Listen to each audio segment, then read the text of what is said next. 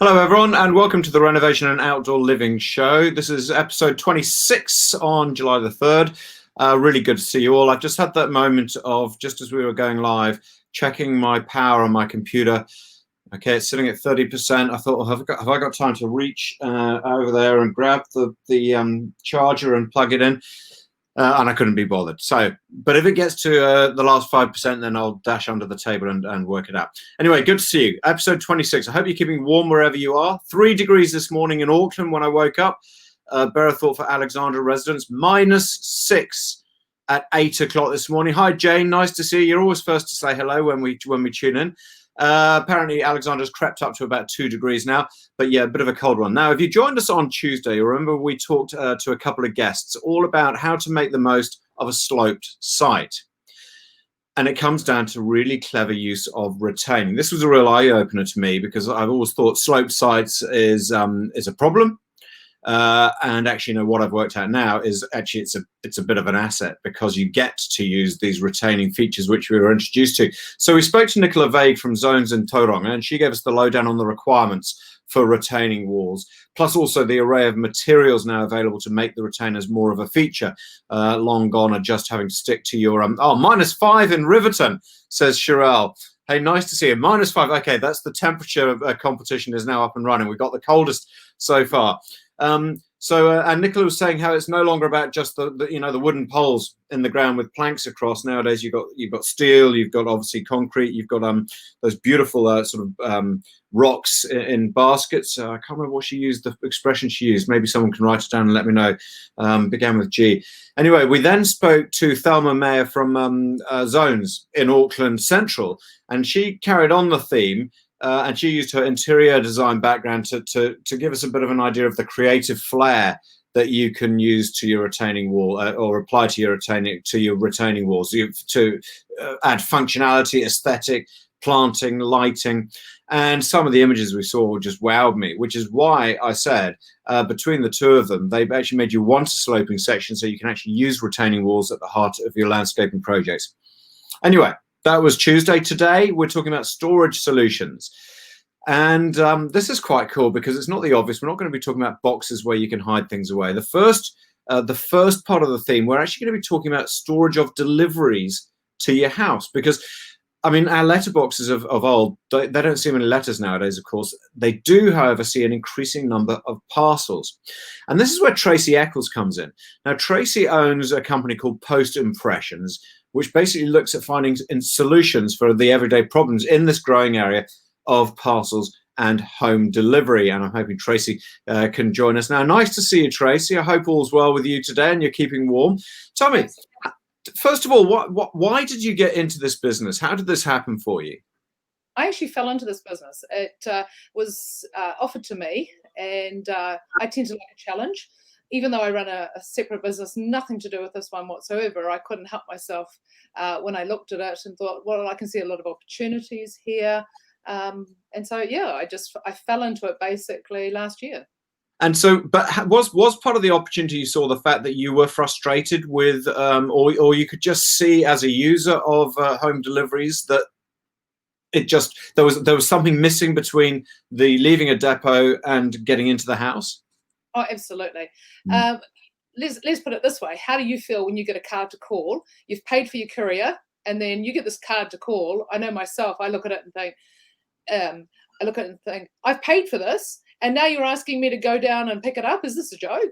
I roll my eyes. Honestly, it is one of my bugbears. And because it's not just about going down to pick it up, it's also that it often ends up going through a circus through the city or whatever, or even through the country from different depots, and then they lose trace of it. You may as well, by the time it arrives, have driven to Wellington to pick it up yourself.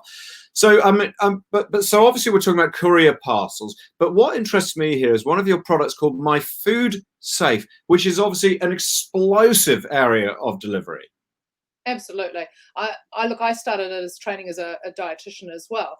And so I looked at these food solutions for people who are in busy lives and they are wanting to often have a delivery, but they're at work. And it's a bit unfair to say to a business like a normal parcel might be delivered to your business, or in the past it might have been. There's nothing more frustrating than think, I'd like to get it. I can't store it safely. I have to wait home all day. So we came up with a solution that said, here's a box. It is insulated. It stays cool. It can be colored the same color as your house. It's lockable, so nothing's going to get stolen from it. And you can have your food supplied to it, your supermarket shopping, your alcohol delivered. You can actually put parcels in it, but we've expanded this and now done a parcel delivery as well. So you started with the food product, this idea of, because you could see all the number of people getting their food and the fact they needed to keep it safe and cool. And so you went from that to a more general parcel product. Absolutely. So just at the moment, I'm redesigning another product, and that's called a single skinned parcel safe. So you've got your food safe and a parcel safe. And we do generic colors, but you might say, look, I don't want this to be a gray or a white. My house is matte flax pod, for example. I want it colored exactly the same. I'll position it. I lock it, and you can give your codes to the courier.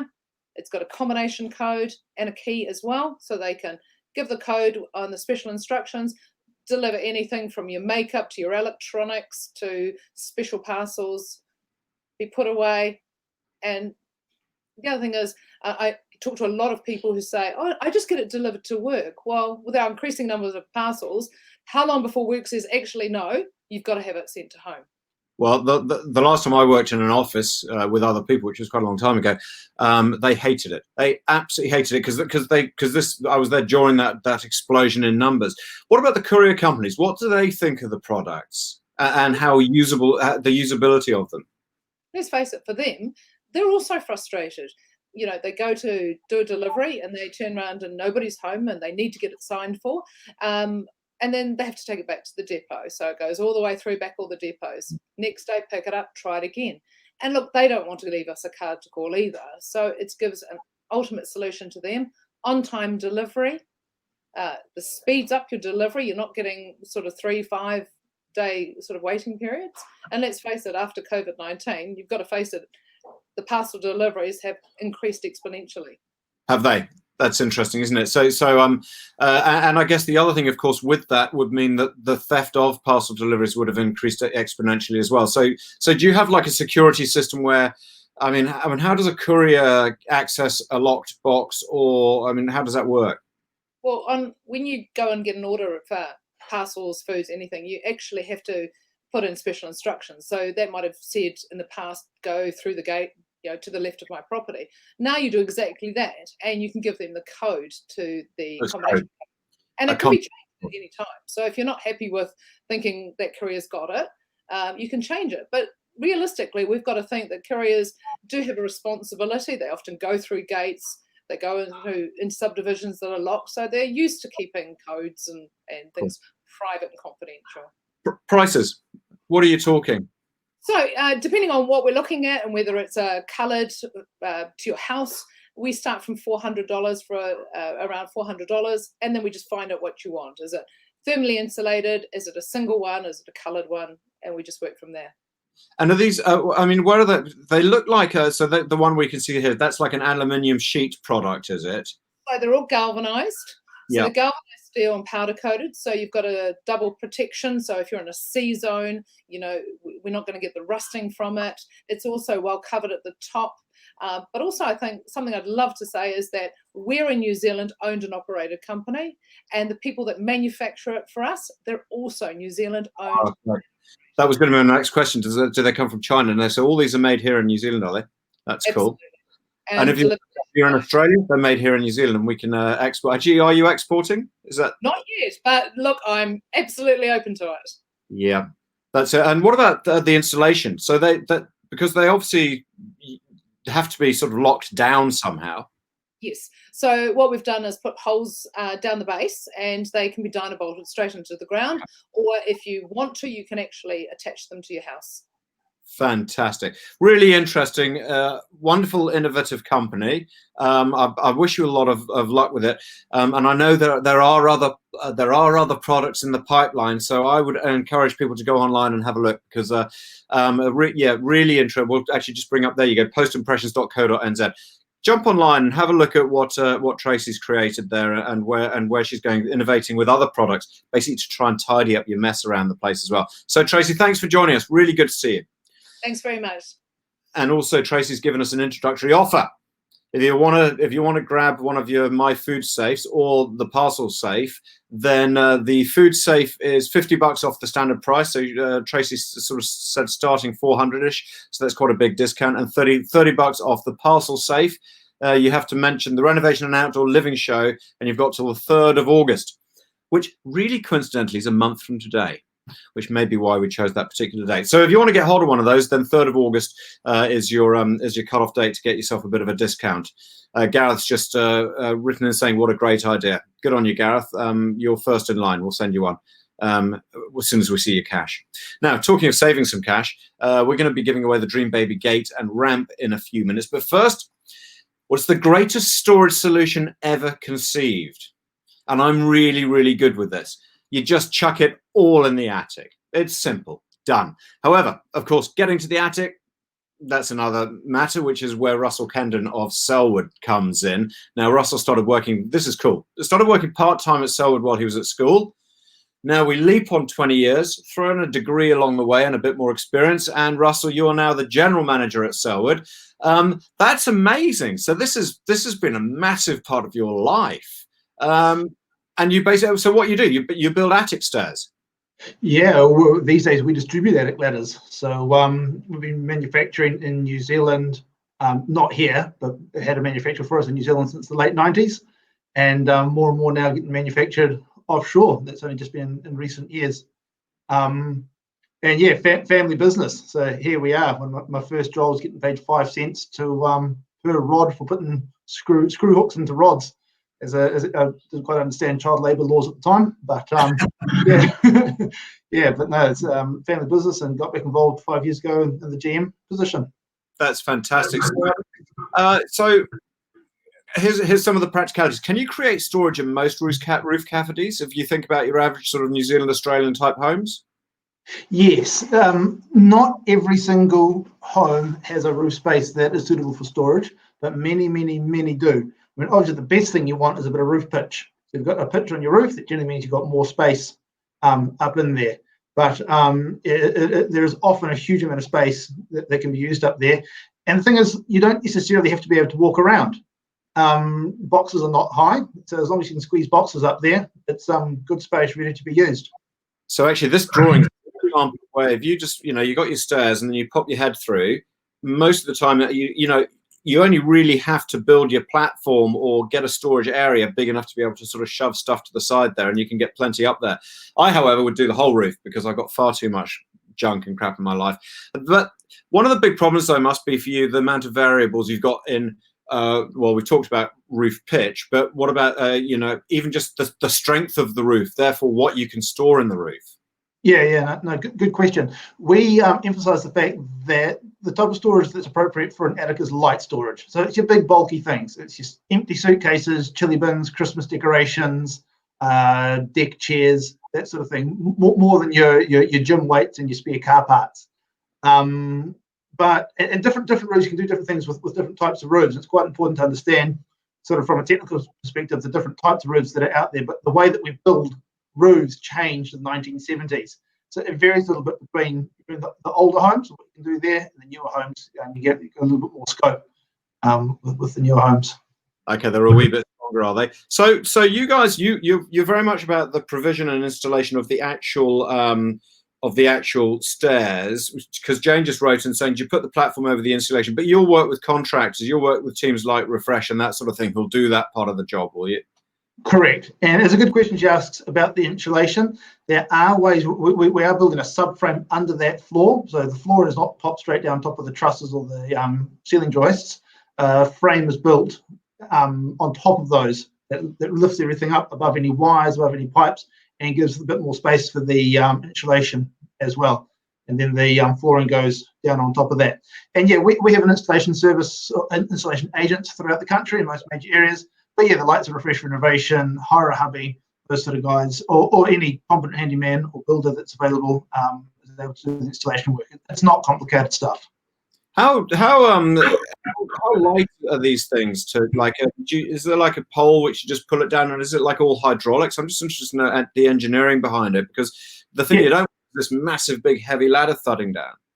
That is a great question, and something that makes the Selwood ladders quite unique, even internationally, is the way that we designed our what we call our spring and stay system.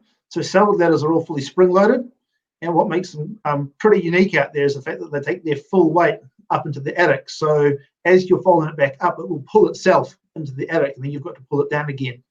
There are other ladders out there, and we distribute cheaper ladders ourselves that don't do that, and you actually have to give it a bit of a push up into the ceiling and lock it into place. But everything we do is spring assisted, so you're not taking any of the full weight. But the Selwood range in particular are fully spring assisted to take the full weight up and down. Yeah. So if you're thinking about if let's say you're doing a major renovation or something, you say to the boys at Refresh, right, we're putting we're building this extension, we need a new roof on it. How useful is it to be able to think ahead? Does it make a difference, or are you always thinking about retrofitting? Yep. So again, good question. If you are rebuilding the entire roof, or you're doing a new build, for instance, you have an opportunity to actually design your roof to be able to be used as a storage space, a storage space with more, I guess, function. There's a way of designing the trusses up in the roof that they're actually called storage trusses, and it gets a lot of the webbing, a lot of the crisscross members taken out of the way. They make them a little bit stronger, and it does give you scope to be able to store slightly heavier things up in the attic. Yeah. Hey, so stepping back from that, let's say we have we got a 1970s house and we're putting the attic ladder in. Is this a building consent job? No, you're not changing anything structurally. Again, going back to how roofs are built, from sort of the 1970s and prior, the internal walls are load bearing. So the roof is actually held up by the internal walls. So you've actually got scope to reframe the ceiling joists to be able to keep everything structurally sound. Newer homes, sort of late 70s onwards, like the picture shown there, have trusses. They're all specially engineered to take the weight of the roof, and you cannot go tromping through the bottom cord of those trusses. So like in that image there, you can run it parallel with the trusses because there's usually enough width. If it needs to go the full way, we do have other attic ladders up our sleeve that can actually fit between the trusses. But yeah, really important for the newer homes that you don't have to go chopping through those trusses, but you just need to find a place where you can fit between them. Does that mean you're limited a wee bit on a lot of homes to using the existing access way to the roof? Not necessarily. Often, I mean, homes built sort of 1980s onwards, you'll often find a manhole in the garage, and very often if you put an outlet in, you can reuse that manhole. But by the same token, very often you'll find the manhole in very inconvenient places, usually in a wardrobe or a storage cupboard, which is packed full of stuff. Anytime you want to use it, you've got to get everything out of the cupboard before you push the manhole up. And very often in that case, the best thing to do is to actually frame up a whole new opening for the ladder in a place that's better to put it. Hallways are very commonplace. It's often where the high point of the roof is. What about cost? I always ask the cost question, and I know there'll be massive variables, but where would you start, do you think? Let's have a look at something like this, a project like this, where so you're going to access through your hallway, and so what sort of cost would you look at for this? So you've hit high there, Rodden, with that image. that's a deluxe ladder going about 3.5 meters. You started at the top. So height determines cost, does it? Correct. So a lot of the older homes pre-1940s have got higher than average ceilings, 3.5 meters high. That does cost more for installation. A stock standard home in a garage for an installation built in the last 20 or 30 years, your starting point for a standard ladder installed, you're normally going to be around the $1,200 to $1,300 mark. And that can go all the way up to what you're looking at there. So a deluxe ladder going up 3.5 meters in an old villa, you're sort of in the 2.5 to 3K range. That's for the ladder installed. The flooring you usually get about 7 or 8 square meters for about $1,000. Man, that's not much. That's interesting. No, you're not mortgaging the house for it, but the space, if you look at that cost on a square meter basis, it is the cheapest space in the home. Yeah, that's interesting. Now I understand why you pay your child workers so little. Hey, so just out of interest, Russell, do you go into every house you ever go into? You go around to a mate's for a beer or a rallies for an afternoon tea or something. Is the first thing you always do is look at the ceiling, think, "Yep, get a ladder in there." Yeah. Unfortunately, yeah. Or why is there no ladder in here, boys? I know you probably have no idea about this, but you might. Any idea of what sort of capital gain you'd put on given how affordable that is? What I think would add a huge amount of value to a home by opening up your roof storage. Is that something you're across at all? Yeah. There's a difference between cost and value, right? In terms of what people will apply to it. But one thing I would say, particularly if you're designing a new home, if you're going to put those storage trusses in, they're going to cost you more. There's a little bit of extra engineering, a bit of extra materials. But on a dollar per square meter basis, if you can put another $5,000 into the home, you get 10 square meters of storage space, it's $500 per square meter, which is about a quarter, even less maybe, of what the rest of the home is going to cost you on a square meter basis. So it is far and away the best value for money space in the home. You can put your clutter up there, or the things, your seasonal stuff up there, and you can use the rest of the home for what it should be used for. You can make car in the garage. Yeah, and your weight and your car parts, as you said. Hey, awesome, really interesting, Russell. Thank you for that. So yeah, if you're planning a renovation, talk to your project and give Russell a ring at Selwood. I think that's, given the costs of major renovations, that's an easy thing to add on there.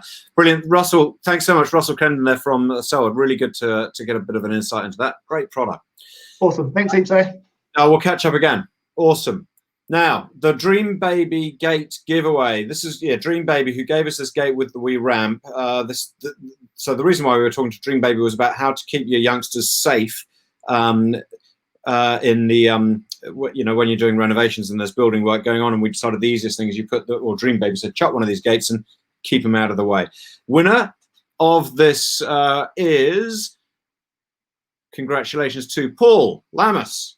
You've won this, and the reason why you gave us that you wanted to win it, you said, to quote, "This would be fantastic. My son Dante," what a name. "My son Dante has an issue with our stairway." Well, for 3-year-olds, stairways are amazing things, Paul. So the 3-year-old thinks it's pretty exciting stairway. He throws everything down there, always trying to slide down it.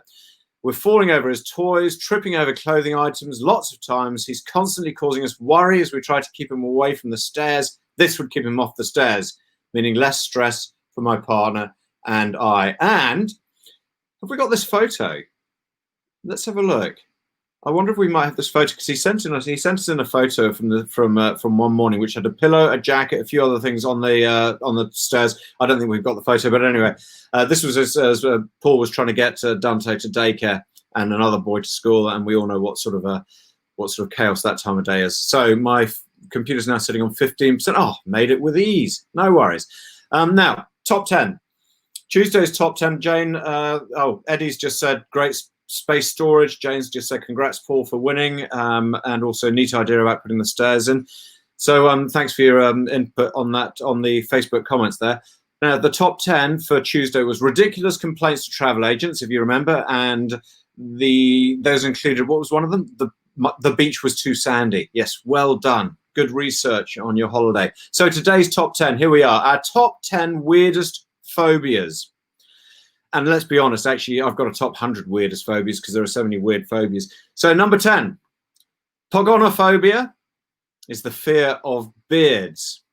That particular selection of photograph may well actually give pogonophobia a bit of validity. Number 9, somnophobia, fear of falling asleep, something I really don't have. There you go, somnophobia. Number 8, we've got hylophobia, fear of trees. I guess that's sort of, maybe that's not such a weird one. People get frightened of forests, but no, this is fear of all trees. Okay, triskaidekaphobia, fear of the number 13. Again, probably quite a common one, that. Nomophobia, this is the fear of being without your mobile phone or not having contact, so having no service on your mobile phone. That's nomophobia. It's a growing fear, growing phobia. Ombrophobia at number 5 is a fear of rain. Something which not a lot of people in Auckland have to worry about with our drought on. Okay, number 4, maybe this should have been number 1. Number 4, omphallophobia is a fear of the navel. That's bizarre. Omphallophobia, the fear of the navel. So this evening, when your partner comes home from work, say to them, oh, I've had a really bad bout of omphallophobia, and see how long it takes and find out what it is. Number 3, papophobia is a fear of popes. That's probably pretty commonplace. Oranophobia, and number 2 is a fear of heaven or the sky generally. And number 1, weirdest phobias for this Friday is turophobia, which is a fear of cheese. I can guarantee I have never had and will never have turophobia.